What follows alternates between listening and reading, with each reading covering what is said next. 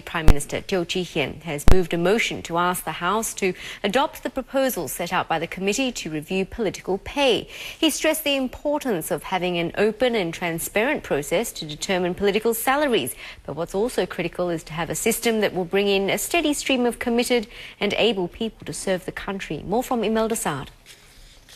The motion is as moved by the Leader of the House. Not since 2007 did the House see the issue of political pay, described as complex and emotive by the Deputy Prime Minister, debated so extensively. From the onset, Mr. Teo Chee-hean sought to demystify exactly who are the top 1,000 earners in the private sector, which ministerial salaries are to be pegged to. Data from the Inland Revenue Authority of Singapore showed that the 1,000 Singaporeans come from leadership or senior positions in a wide range of business and professions. Nearly half hold senior management positions from sectors such as wholesale, transport, healthcare and hospitality. We're not saying that only people who are among the top 1,000 earners would meet all these criteria, or that we will only draw from this pool. Indeed, many top earners have the competencies, but not the sense of public mission. He said what the pool reflects is the quality and ability of people that Singapore seeks to bring in as ministers. Mr. Teo stressed that if the salary discount was too deep, the talent pool would be drastically reduced. As for pegging ministerial pay to leaders in other countries, Mr. Teo stressed that Singapore adheres to a clean wage system.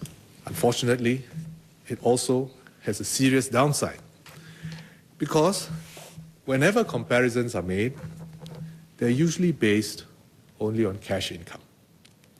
This makes the salaries of the leaders in other countries look a lot smaller than what they actually are. On the need for a performance bonus on top of the national bonus, Mr. Teo explained that the national bonus reflects national outcomes, which the cabinet and political office holders are collectively responsible for.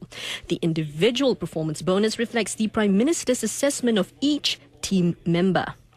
The proposed range of pay for ministers could start from about 46,700 Sing dollars a month in basic pay for an entry-level minister, compared to $110,000 a month for Prime Minister Lee Hsien Loong.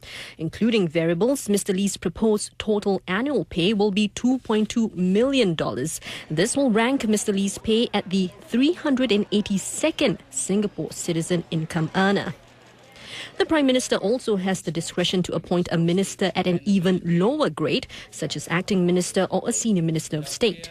By so doing, the Prime Minister can test and assess a newly appointed minister before deciding whether to give him heavier responsibilities and place him on a higher ministerial salary or grade.